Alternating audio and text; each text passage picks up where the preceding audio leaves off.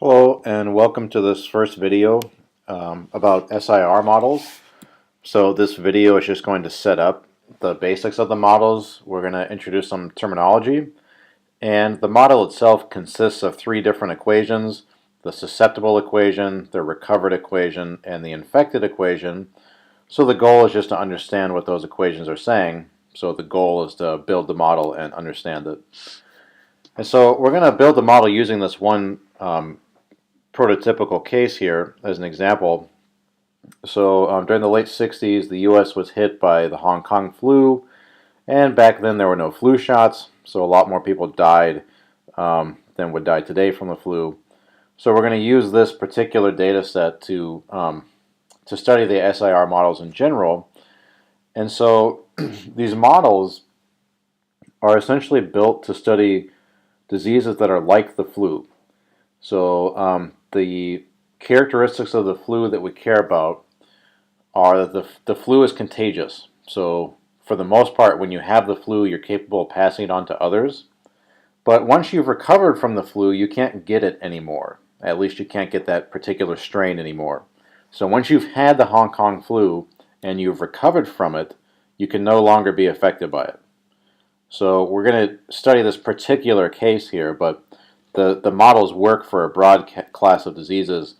So think the flu, think the cold, mumps, measles, Ebola, things like this. Diseases that while you have them, you're contagious, but once you have recovered, then you're no longer contagious and you no longer have the disease. So what's not modeled here are things like HIV, because you don't really recover from HIV. It just stays in you. Okay, so here is the data. This is for New York City, I guess. Did this slice? Yeah, so New York City. So here are the number of people that died in a given week during the epidemic. So, there were millions of people in New York City at the time, so it's sort of cold-hearted to say, but relatively few people died from this even without the flu shot.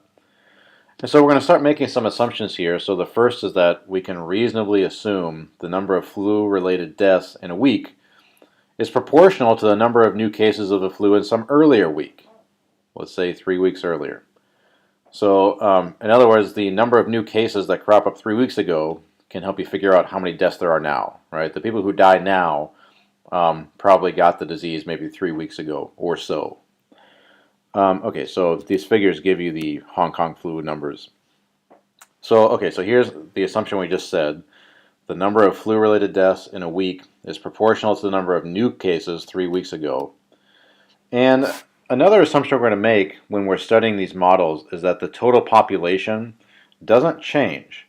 So in the 1960s, there were 7.9 people in New York City. We're going to assume that as this disease unfolds, the population stays the same. This assumption is made to help simplify the model, and in pretty much any model you build, you will make simplifications like this to just make the computations go easier and to make the model easier to build. And of course, if you're talking about a flu epidemic, you're talking about something that lasts 14 weeks. So even though the population is not constant, it's not unreasonable to assume it's constant. And so, of course, the smaller your population gets, the more this assumption will affect your results. So if you want to study a flu outbreak in a town of 500 people, then assuming that the population is constant will throw your model off more than in this particular case, where there's such a large population to begin with. So in any case, we will always ignore births, and we will ignore immigration and things like this. We'll just assume the population stays the same. Okay. So, whenever you're studying an epidemic like this, there are three types of people we care about. The people who are infected, although when somebody in epidemiology says infected in this context, what they really mean is infectious. A person who has the disease and is capable of giving it to somebody else. So contagious, I guess, if you like. The number of people who can no longer be infected. So the word that's used is recovered, but that's a slight misnomer because we also count the people who have died in this group. So dead people count as having recovered. But once you're dead, you can't be infected anymore. And the last group of people is the people who are susceptible. So the people who can become infected. So let's first just identify the variables. We're just going to watch these things unfold over time. So time is the independent variable, and we're usually going to be focused on epidemics over a short time span. So it makes sense to measure time in days rather than, say, months or years. So here's the first set of independent variables. S of t is the number of susceptibles, I of t is the number of infecteds, and R of t's is the number of recovered and or dead people. So in certain contexts, it's better just to deal with percentages. So we're also going to deal with little s, little I, little r, and these are just the percentage of the fraction or the proportion, whatever word you want to use, of the population that are susceptible or infected or recovered. So big S is the actual number of susceptible people. Little s is the proportion of the population that's susceptible.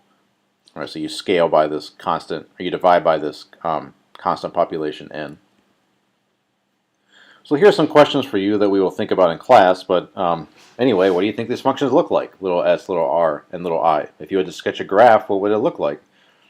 And this equation is true, that little s plus little I plus little r equals 1. You should explain why that is true. So we already stated some assumptions, like that the population remains unchanged. Here's some more. So we're going to assume that nobody is added to the susceptible group. So that means that, like, maybe you were infected. It's not possible for you to go back to being susceptible. You leave the infected group by either dying or recovering. You don't become susceptible again. So that's an assumption we're going to make. And that's true of things like the flu and measles. So the picture we have here is just from being susceptible, you become infected, and then you recover. Right? That's what can happen to you if you leave the susceptible group. There's no arrow coming into the susceptible group. Right, so no one's added.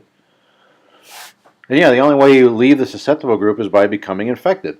So if you stop being susceptible, it is because you are now infectious.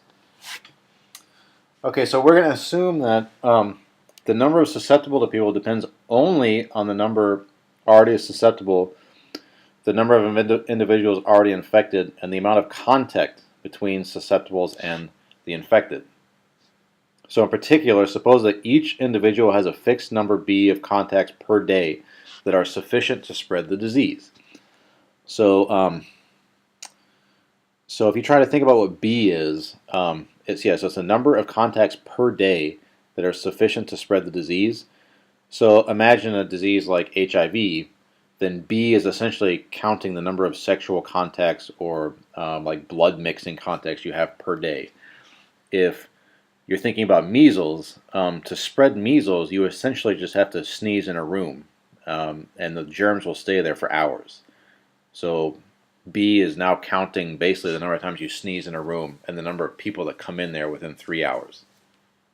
Okay, so the number of contacts per day that are sufficient to spread the disease, not necessarily guaranteed to, but sufficient.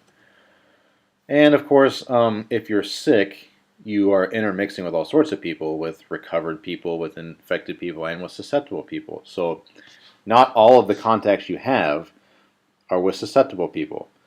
So again, if you're thinking of HIV, you might have sex with 3 people in a day, right? But maybe the other 2 people are already infected.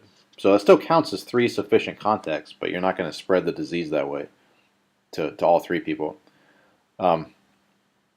Okay, so if we assume that the population is homogeneously mixed, then the fraction of these contacts with susceptibles is little s. So thus, on average, each infected individual generates B times S of t new infected individuals per day. So not B new infected people per day, because he's mixing with other people too. He's mixing with infected people. Okay, so a fourth assumption is that a fixed fraction k of the infected group will recover during any given day. And so again, this assumption is not terribly realistic, but it's close enough to reality that it doesn't matter. So we're just going to assume that like 1/10 of the people that are sick will recover each day.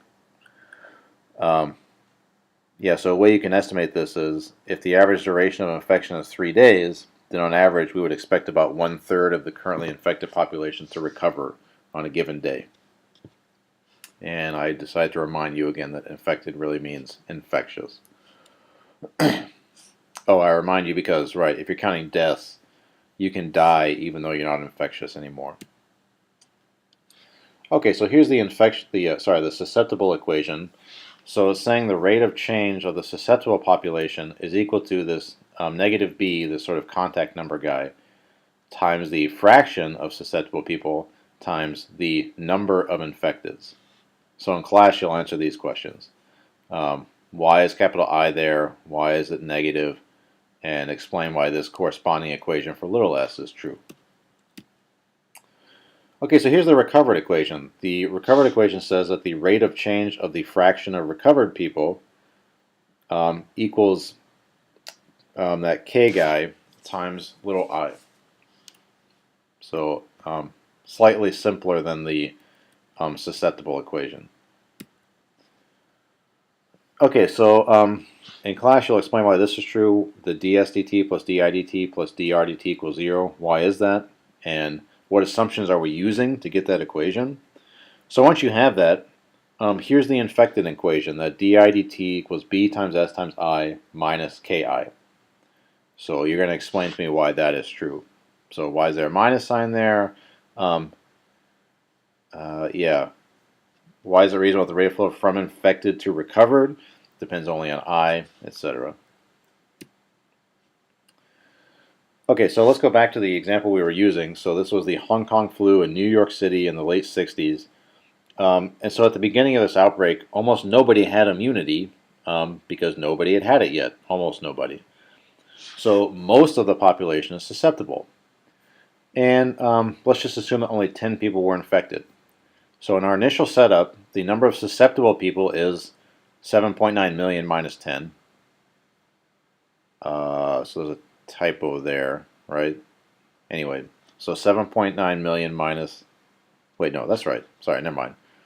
7.9 million minus 10. There were initially 10 infected people, and nobody had recovered yet.